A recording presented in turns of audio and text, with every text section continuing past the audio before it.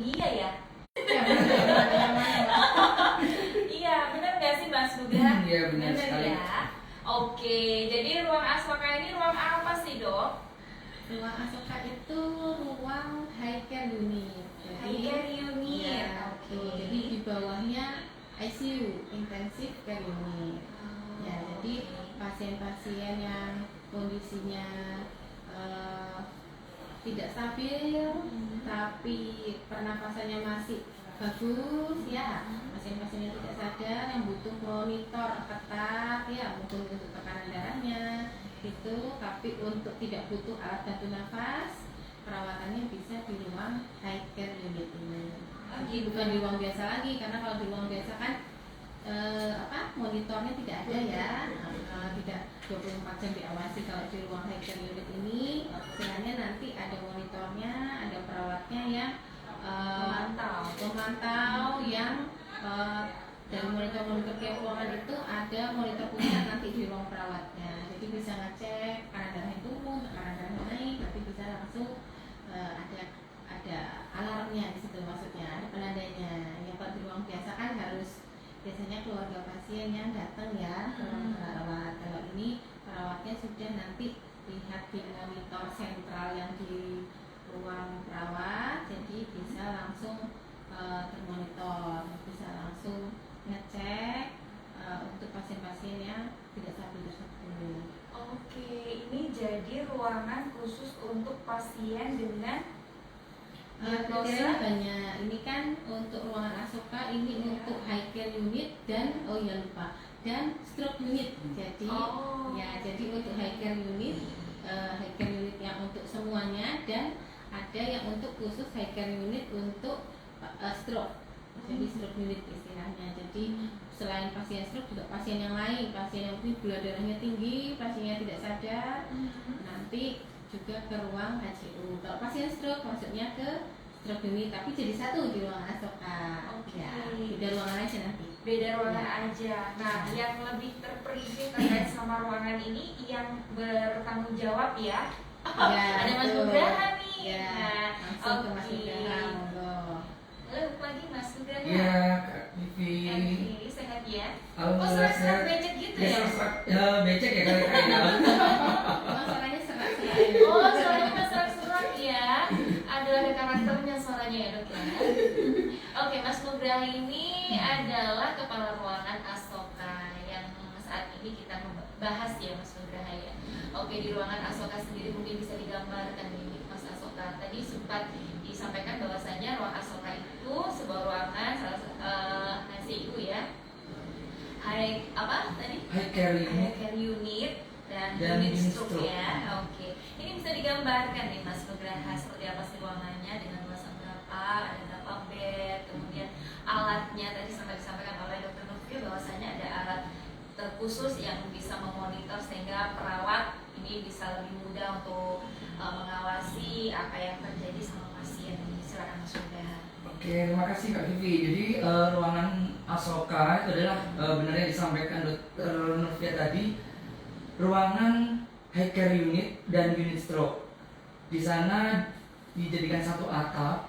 Untuk unit stroke itu ada 8 TT ya Dok ya. Terus kemudian untuk HCU-nya itu ada 10 TT. TT itu apa? Tempat tidur. Iya, bukan tetanus ya Kak. Jadi di sana pasien kita kelompokkan berdasarkan case-nya Dok ya. Jadi sejak masa gitu. Ya, seperti itu. Ya, jadi memang banyak di PJP Dok ya yang terlibat di sana ya Dok ya. Dokter bertanggung jawab selain dokter saraf, ada dokter penyakit dalam, dokter bedah juga bisa, dokter anak, semuanya pokoknya dokter Dok ya. kandungan, ya betul, semuanya bisa di situ. Karena memang bukan khusus untuk penyakit tertentu berarti ya. Oh, tidak. Iya, iya. Oke. Jadi all case ya Kak ya. Iya.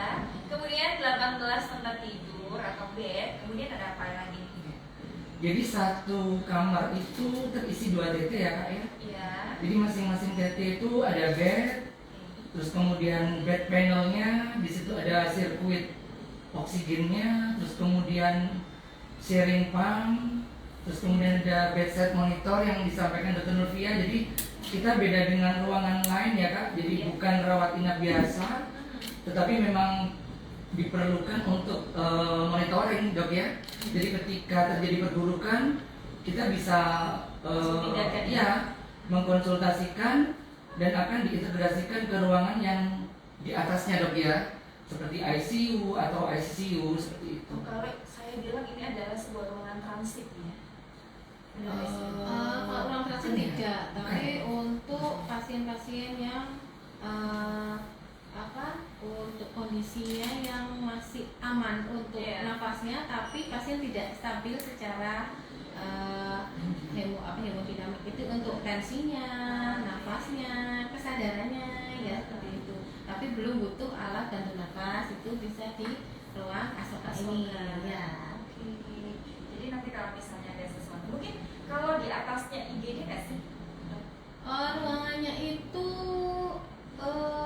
deket IGD sih, cuma agak gimana ya?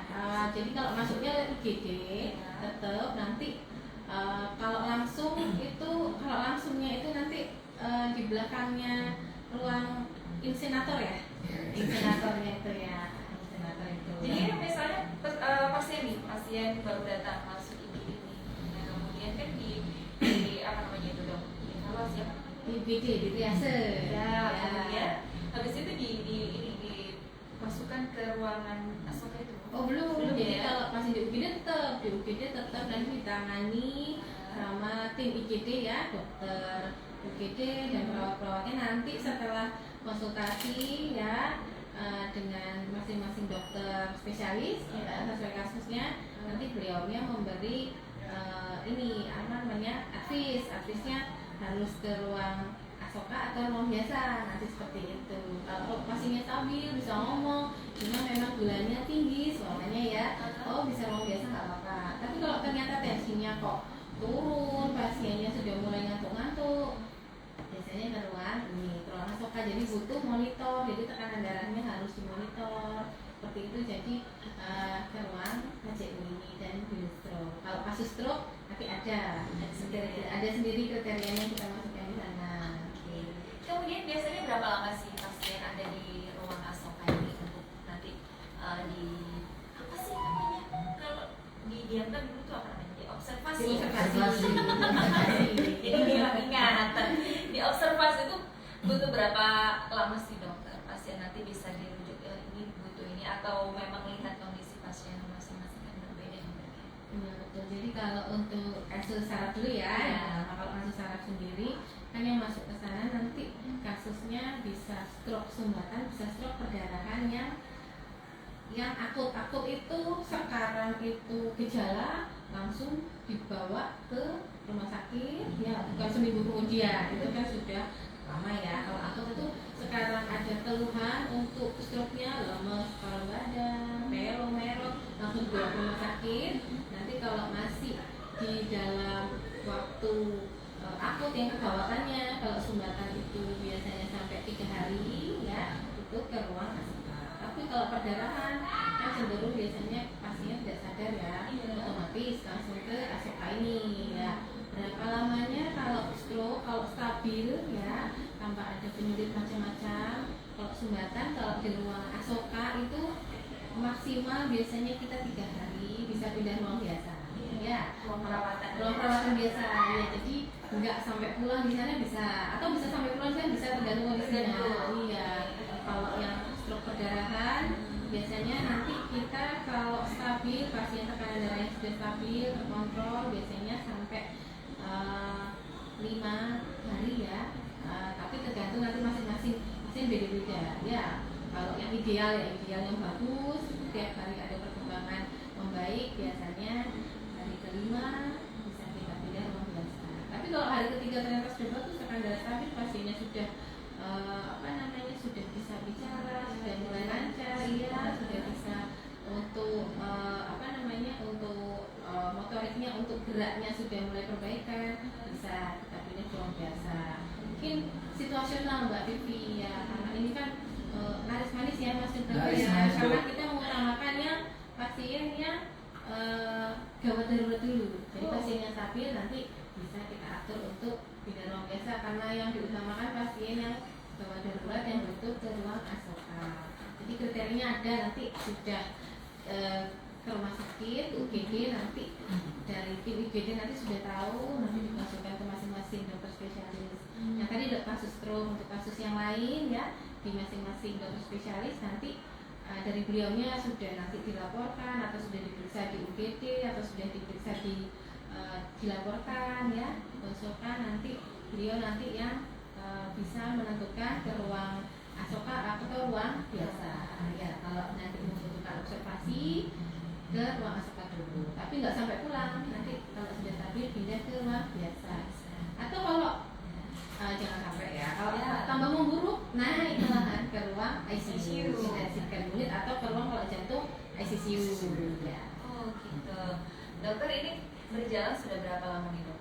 Ini pembukaannya baru sekitar akhir Januari ya kita ya, kalau nggak salah di tanggal 31 Januari ya pembukaannya. Oh ya, Januari akhir ya. Jadi yang launching awalnya awal Februari ini. Ya, ini sudah jalan. Udah jalan berapa minggu ya? Sudah jalan. Ini dari beberapa pasien yang sampai saat ini nih dok, sekitar 20 hari ya berarti ya dok ya? Iya, sekitar 20 hari berarti kan udah 21 ya. Udah pasti ada pasien gitu. Ini adakah yang dari ruang asoka kemudian diperbolehkan pulang dok? Ada yang dari ruang Boleh, asoka, bisa ya? boleh bisa. Tergantung kondisinya masing-masing. Tergantung kondisinya. Oke, kita ke Mas Nugraha. Mas Nugraha, fasilitasnya apa saja sih di sana? Silakan Mas.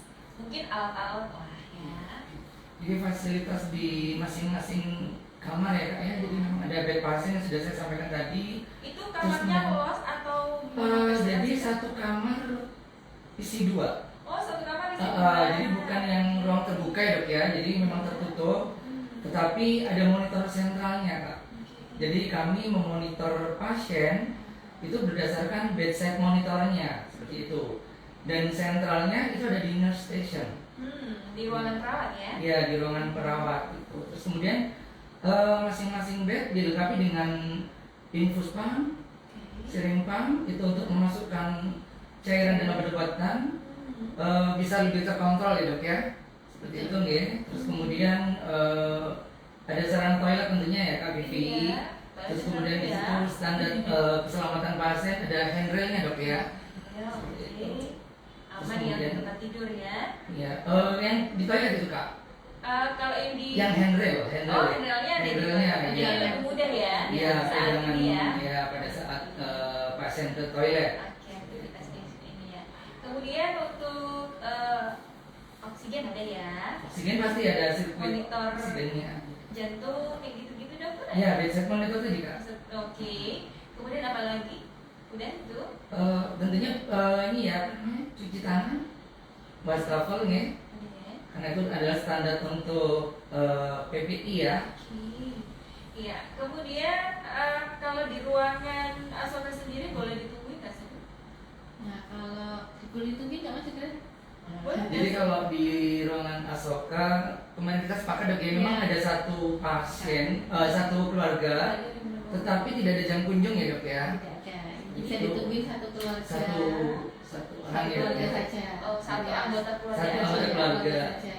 Tuh, nanti bisa gantian kalau semuanya banyak yang mau jemput mungkin ya bisa Satu-satu ya. satu-satu maksudnya. Nanti pakai kalung penunggu pasien. Ya kita kasih kalung karena kan pasiennya tidak stabil ya kalau dijenguk Banyak 10 orang. nanti Jadi setelah nanti pasiennya Iya bingung. betul, jadi gantian boleh, tidak ada jam kunjung tapi masuknya bisa gantian satu-satu kalau memang dibutuhkan. Tapi sarannya sih satu orang yang ngerti riwayat sakitnya. Jadi kalau dokternya atau perawatnya tanya ada riwayat-riwayat yang ditanyakan tentang sakitnya paham. Kalau yang nungguin nggak tahu nanti jadi bingung semuanya kan, ya betul susah. Apalagi kalau baru datang nggak tahu apa-apa kan, ditanya ini nggak tahu. Jadi yang nunggu yang biasanya serumah.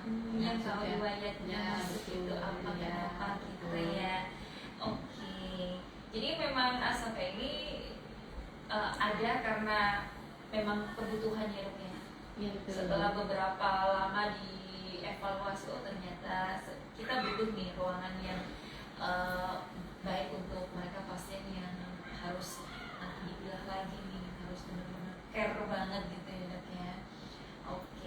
sekian lama nih kayaknya ya.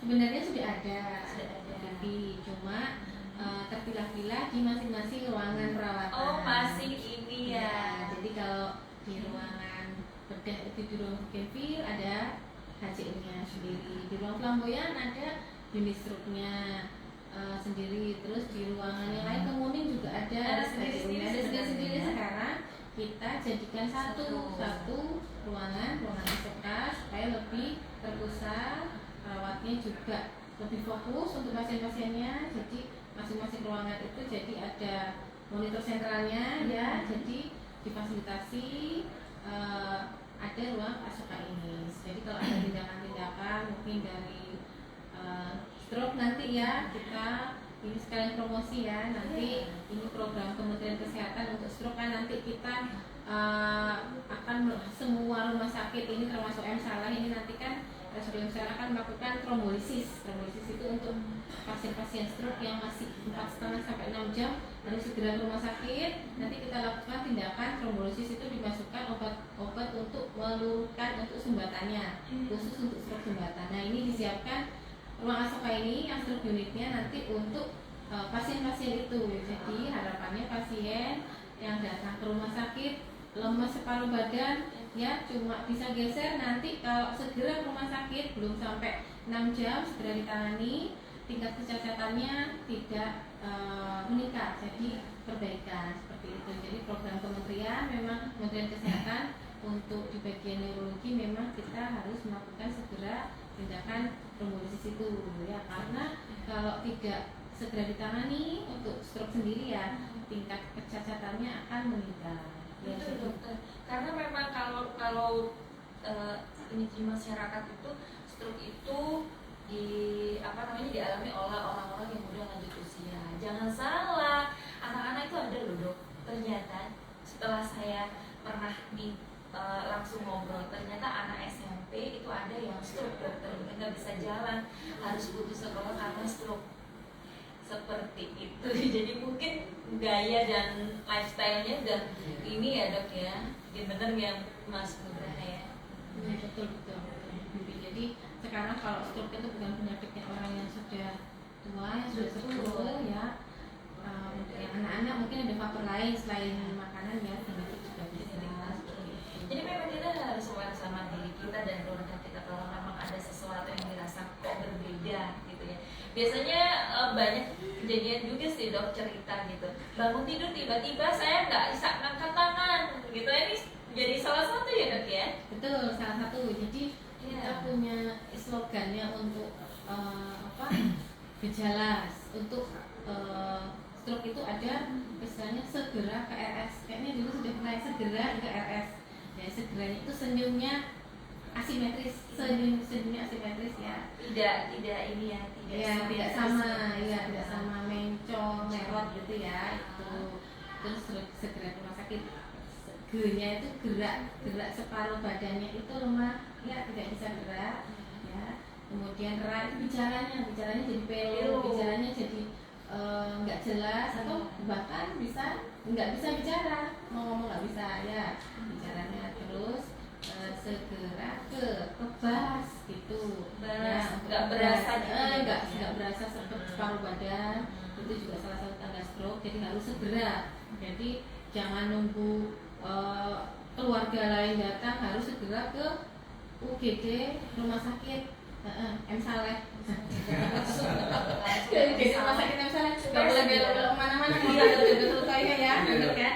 Kemarin jangan belok-belok ke praktekannya dokter Lutfia, jangan ke praktekannya Mas Nugraha, langsung ke UGD RSUD M Saleh untuk segera ditangani ya. Terus untuk kebas tadi ya, segera ke RS. R-nya yang pertama, R-nya itu rabun ya, tiba-tiba pandangannya gelap terus kembali normal, itu juga tetap ke rumah sakit, jangan dibiarkan, nanti bisa balik lagi, takutnya nanti menetap pandangannya rapuh, nanti malah lebih susah untuk diobati. Yang S, gerak ke S itu sakit kepala Mbak Vivi. Jadi kalau sakit kepala berat sampai nggak bisa apa-apain ya, nggak bisa tidur, itu juga harus segera ke RS, karena salah satu gejalanya untuk stroke perdarahan itu sakit kepala berat. Jangan diremehkan loh ya sekarang itu. Ya, jadi kalau sakit kepala nanti di IGD kan bisa dilihat ya tekanan sakit kepala, tekanan darahnya tinggi, muntah-muntah, itu pasti ditangani dan masuk rumah sakit ya. Tapi kalau yang sakit kepala karena tanggal tua ya nggak bisa ya. Jadi beda. Nanti dievaluasi, nanti dilaporkan ke dokter spesialis masing-masing ya, kalau anak-anak ya. Kalau untuk stroke nanti ke dokter Sarah, bisa saya atau dokter Utara, dokter Intan ya, kami ada bertiga ya dokter Sarahnya. Ya, kan banyak ya, jadi jangan khawatir kalau memang sakit kepalanya berat sampai nggak bisa bangun, segera ke RS seperti tadi saja ya. Kadang-kadang sekarang itu banyak yang seperti ini, dokter, saya mau ke rumah sakit tapi saya takut karena nanti tidak tercover gitu dokter. Terus bagaimana? Nggak usah khawatir, jadi masalah tercover tidak tercover nanti Yang kan penting bisa tertangani dulu ya. tertangani dulu ya. Masalahnya nanti kan setelah diobservasi ternyata kok bagus, ternyata dilihat dikonsulkan ternyata baik, tidak ada kegawatan, bisa pulang. Tapi kalau memang tekanan darahnya ternyata tinggi setelah sakit kepala, muntah-muntah, nggak sadar, ya harus dirawat rumah sakit tercover BPJS. Iya. Jadi kalau yang nggak tercover BPJS ini karena kan tidak dirawat inap kan, termasuk rawat jalannya dokter. Harusnya bersyukur berarti tidak parah kan gitu ya dok? Ya betul, Ya, benar. betul. Kalau di kemarin sempat sosialisasi ya 144 kasus Iya, ya. 144 kasus yang tidak tercover. Ya, kalau di saraf itu tulisannya stroke, maksudnya stroke di situ stroke yang sudah lama, maksudnya yang sudah 3 bulan yang lalu itu bisa ke fase 1. Tapi kalau baru bisa jalan tiba-tiba bangun tidur, tadi Mbak Vivi bilang ya tiba-tiba lemes yang kanan atau yang kiri, salah satu segera ke RS ya, jangan nunggu-nunggu, jangan nggak usah mikir masalah Biaya apa ya, harus segera dibawa ke rumah sakit. Nanti yang memilah dari IGD RSUD Saleh seperti itu. Kecuali kalau memang sudah lama ya, maksudnya sudah 3 bulan, sudah 1 bulan, itu bisa ke fase 1 dulu, nanti lewat poliklinik bisa. Tapi kalau sudah 3 bulan tapi sekarang tambah parah, itu juga perlu PD seperti itu. Jadi Bisa saja kamu ya. ya betul, serangan kedua kan bisa. Dokter kenapa sih kebanyakan orang itu saat stroke ya, serangan stroke itu ketika bangun tidur terus Kalau bangun kebanyakan sih tidur, dok, ya. berdasarkan cerita. Betul. Kalau bangun tidur itu biasanya untuk pasien-pasien stroke karena ini tekanan darahnya. Ya, pada saat kita tidur tekanan darahnya kan cenderung rendah ya, untuk kita ya istirahat.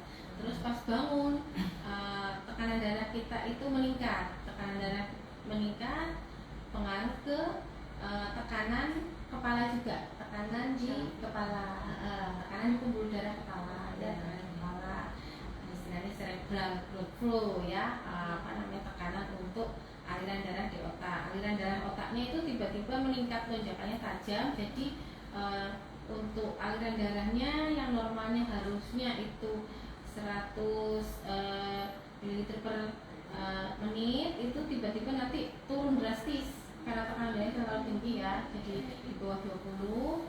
Jadi itu bisa pengaruh tersumbat ya, biasanya stroke-nya tipenya sumbatan yang emboli. Biasanya kalau yang bangun tidur itu ada riwayat gangguan irama jantung seperti itu. Emang ada ininya ya, ada riwayat dulu Ya bisa, tapi bisa tanpa ada riwayat bisa juga ya, bisa. Atau bangun tidurnya ditanya dulu, tidur terus tiba-tiba lemes, atau bangun tidur sudah ke kamar mandi, sudah buang air besar baru lemes, itu beda juga. Bisa perdarahan karena pada saat istilahnya ke belakang air besar biasanya kan mengejar.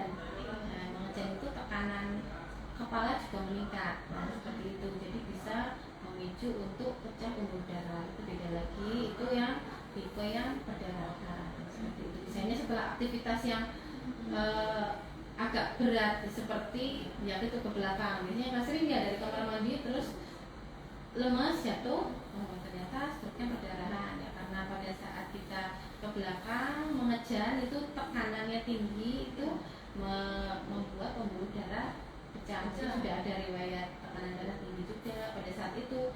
melonjak tajam di atas 200. Jadi pengaruhnya kalau pembuluh otak itu, pembuluh darah di otak itu tipis, jadi karena tekanan darahnya yang terus-terusan tinggi, pada saat itu tambah tinggi tekanan kepalanya, jadi pembuluh darah otaknya pecah. Jadi masing-masing tipenya beda-beda, penanganannya beda, tidak usah khawatir, langsung ke itu tadi segera ke RS. Segera ke RS. Dokter, ini kalau misalnya nih udah didiagnosa stroke dengan gejala yang tadi dokter sebutkan, apa namanya, di sebagian anggota tubuh itu nggak bisa digerakin nih dok, kemudian sudah dilakukan terapi, di terapi ya dok ya? Iya, Di fisioterapi.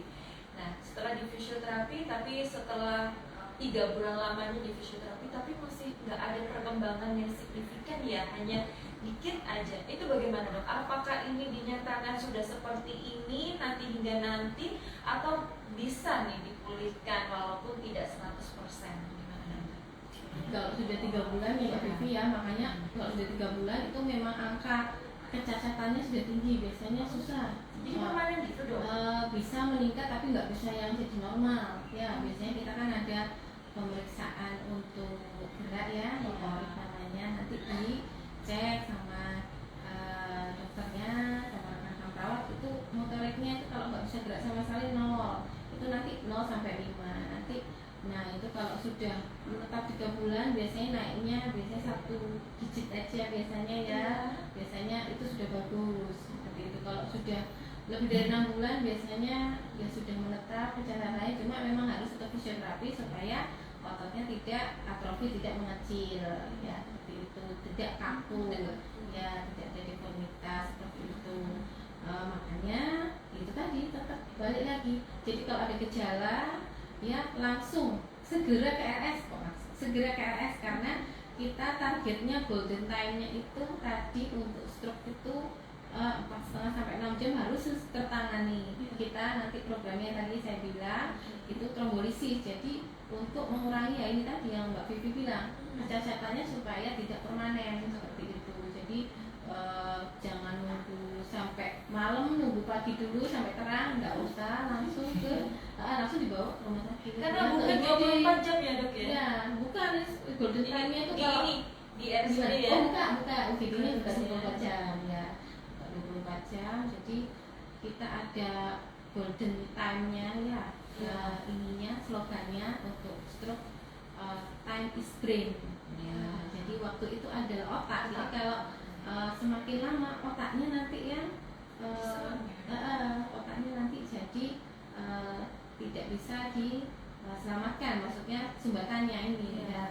Jadi time is brain, jadi segera ke RS ya, karena kita waktunya untuk tata laksana untuk pengobatannya itu untuk obat yang nanti namanya trombolisis ya, itu yaitu targetnya 4,5, kurang dari 4,5 atau kurang dari 6 jam itu. Kalau sudah lebih dari itu tidak bisa, yaitu yang ini bisa namanya meningkatkan ngasep kecepatan. Iya, kalau sudah ngasep nggak bisa lagi, karena kalau penelitiannya kalau sudah lebih dari 6 jam kita lakukan tetap, dok saya bisa tetap dilakukan itu tadi trombolisis nggak bisa karena resiko perdarahan otak. Jadi harus segera ke RS itu, jadi harus segera ke RS untuk kita segera untuk periksa macam-macam nanti di UGD sama di ruang asokan nanti stroke unit nanti untuk pengobatannya. Jadi ini sekalian promosi ya Mbak, sekalian ini kan pengenalan asoka untuk program stroke-nya juga ini nanti.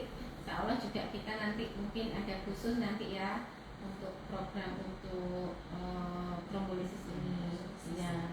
Yang lainnya untuk yang di asokan juga untuk penyakit lain juga bisa Mbak ya, bukan stroke. Maksudnya ini kan tadi bahas stroke ya.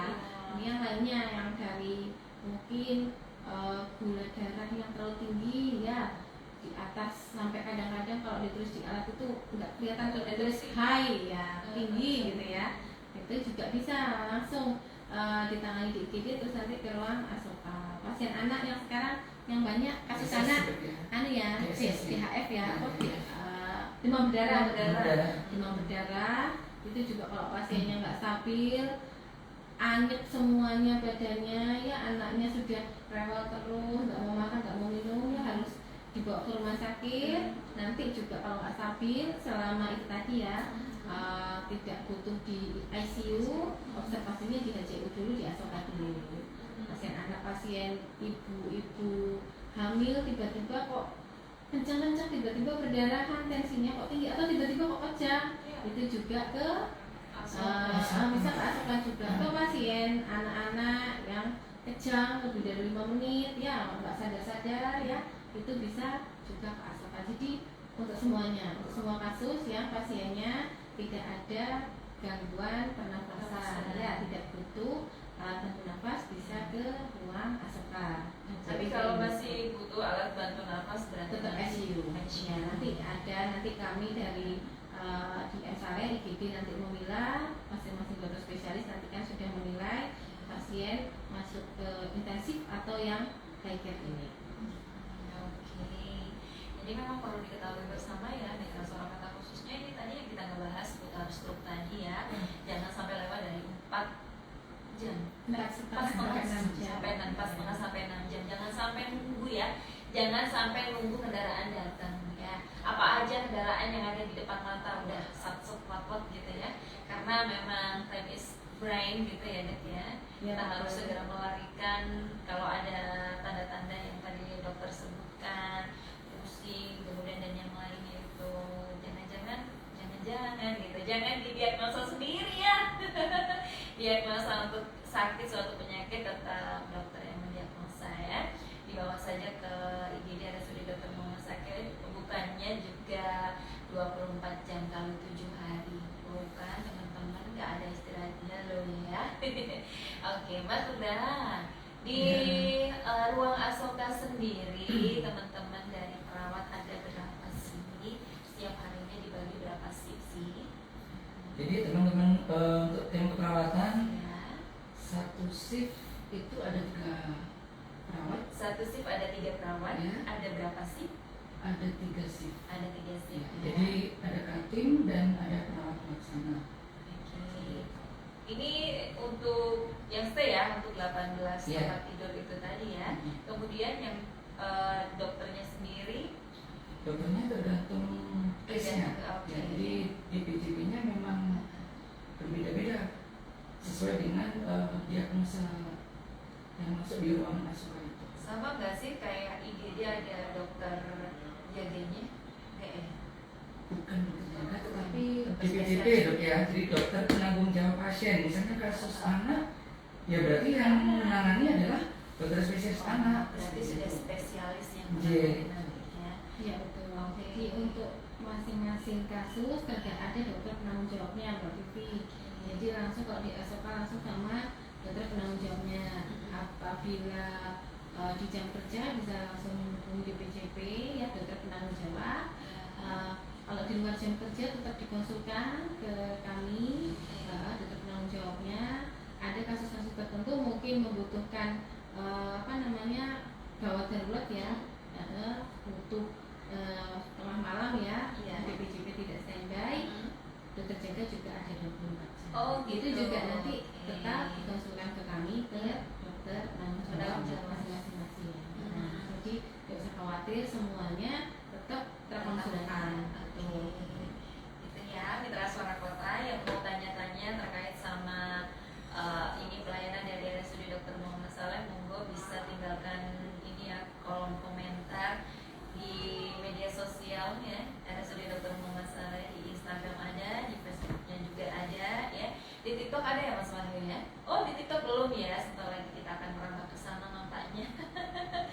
Dan perlu diketahui bersama mitra suara kota ya, RSUD Dr. Muhammad Saleh untuk IGD untuk saat ini masih proses perbaikan, tapi sudah ada untuk IGD sementara ya di sisi sebelah selatan dari IGD yang lama. Nanti kalau udah selesai, rapi dan sesuai sudah ya, sesuai terencana, nanti akan dipindah kembali gitu, ditata lagi ruangannya lebih baik lagi, lebih bagus lagi, sehingga Anda sebagai pasien akan merasa aman dan pelayanan akan lebih maksimal tentunya ya. Dan juga untuk fasilitas dari tindakannya juga lengkap ya Mas Muda. Ya, sudah Dr. Muhammad Saleh nampaknya udah mulai diperbarui, di-upgrade untuk tinggal alatnya juga ya. Jadi ada sesuatu kasus mungkin ya Dok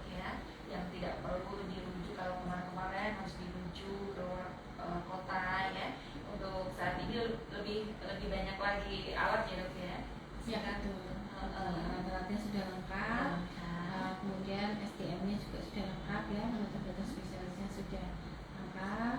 Jadi memang kalau memang tidak ada indikasi untuk dirujuk ke luar kota, bisa ditangani di RSUD Saleh, ditangani di RSUD Saleh.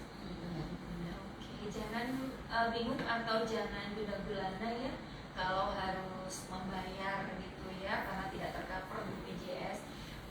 Kalau menurut aku sih gitu ya, udah masuk ini IGD, nampaknya gawat darurat, ternyata di sana diobservasi, diberikan obat gitu, udah aman, harusnya bersyukur, bayar pun nggak apa-apa, yang penting ini udah sehat ya dok ya. Sudah tenang, jadi di rumah sudah tenang ya. Oke, itu namanya nanti dirawat jalan kok, tetap ada kontrol ya dok ya.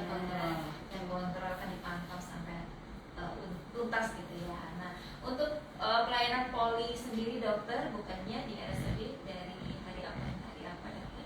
Untuk poli biasanya untuk buka Senin sampai Jumat, ya Mbak. Jumat biasanya tergantung masing-masing poli ya, bisa dengan perjanjian. Biasanya Jumat itu untuk tindakan ya, ada tindakan-tindakan khusus yang tidak bisa dilakukan di Senin sampai Kamis karena pasiennya rame ya. Jadi untuk poli bisa masing-masing poli beda-beda ya, bisa ada yang Senin sampai Kamis untuk yang reguler, maksudnya untuk pasien biasa, Jumat untuk tindakan, ada yang buka semua Senin sampai Jumat. Jadi insya Allah untuk poli tetap kita melayani ya. Kalau sudah ada rujukan dari satu BPJS bisa langsung ke RSUD. Oke, mudah kok cara pendaftarannya, bisa offline maupun online, benar ya? Bisa offline maupun online, silakan. Untuk khusus yang pasien yang tidak mampu secara fisik, nanti ada tempatnya sendiri, dibedakan dengan pasien yang masih sehat gitu ya kan, maksudnya masih kuat secara fisik untuk antri, kayak gitu benar ya. Oke, sampai dikira sedemikian rupa ya. Kemudian pelayanannya juga semakin ditingkatkan gitu. Oke, karena waktu juga membatasi pertemuan pagi hari ini, Dr. Nurfia juga Mas Muda, ada closing statement tentunya yang mau disampaikan kepada pendengar dan masyarakat Kota Probolinggo khususnya dari Dr. Nurfia. Silakan. Ya, terima kasih Mbak Pipi. Dari saya untuk masyarakat Probolinggo, jadi untuk kasus saraf ya, kasus stroke tadi, slogannya tadi segera ke RS. Kemudian untuk pencegahannya ya, ada lagi slogannya ya, cerdik ya, jadi supaya gampang cerdik. Jadi cek kesehatan rutin, cerdik kan. Kemudian enyahkan asap rokok, kemudian rajin aktivitas fisik ya, jalan. Untuk yang sudah sepuh-sepuh mungkin jalan aja, jalan santai ya pagi. Kemudian diet seimbang, kemudian istirahat cukup ya, tidurnya harus cukup, jangan begadang. Kemudian terakhir kelola stres ya, walaupun tanggal tua tetap dibuat santai slow ya. Jadi supaya tidak sakit kepala ya. Jadi itu tadi ya, semuanya cerdik seperti itu. Yang untuk slogan pencegahan semua penyakit kayaknya ya. Karena yang terakhir ya kelola stres, jangan stres ya. PHBS juga ya dok ya? Iya betul. Mungkin Mas Nugraha ada ini closing statement untuk Asoka? Iya, silakan Mas Nugraha. Terima kasih Dr. Nurfia, Kak Vivi. Jadi kami berharap di tim keperawatan di Asoka ya dok ya, berupaya semaksimal mungkin melakukan suatu asuhan sesuai dengan standar prosedur yang sudah ditentukan di rumah sakit. Oke, jangan sampai bilang berbondong-bondong ya. Aduh, ya semoga saja kita diberikan kesehatan selalu ya. Kalau memang kondisi badan kurang fit, coba dicek kesehatannya. Memang kalau kesehatan itu harus cek secara rutin ya dok ya. Minimal setahun sekali ya dok ya. 6 bulan sekali. 6 bulan sekali bagusnya ya dok ya. Sekali biasanya. Cek semua nih kesehatan. Kalau Kan sudah sekarang 60 udah tahun ke atas 6 bulan sekali kalau nggak ada keluhan apa-apa. kan udah ada ini ya dok ya, program pemeriksaan kesehatan gratis kan. Oh iya. Udah untuk yang ulang tahun gratis nih ya, check up kesehatan yang ini loh, yang lengkap gitu, supaya tahu, supaya masyarakat Kota Probolinggo itu nggak sampai ngasep gitu. Indonesia khususnya ya. Ini beberapa residen soalnya. Baik, terima kasih banyak Dokter Lutfia, Mas Nugraha. Informasi pagi hari ini luar biasa. Walaupun tidak ada pertanyaan masuk, yang penting saya tanya banyak sudah ya. Hanya pertanyaan Mbak Vivi sudah mewakili semua masyarakat Probolinggo. Betul, semoga saja informasi ini bisa menambah wawasan kita bersama mitra Suara Kota ya, terkhusus saya pribadi. Dan terima kasih dokter, semoga kita bisa jumpa kembali dalam kondisi yang sehat walafiat. Mudah-mudahan saya selalu selamat bertugas kembali. Oke mitra Suara Kota, itu tadi ya bincang-bincang kita terkait sama ruang Asoka yang baru-baru ini di launching oleh RSUD Dr. Muhammad Saleh di akhir Januari, di awal Februari. Semoga saja dengan adanya ruang Asoka ini lebih banyak yang terbantukan gitu. Oke, jangan kemana-mana, saya masih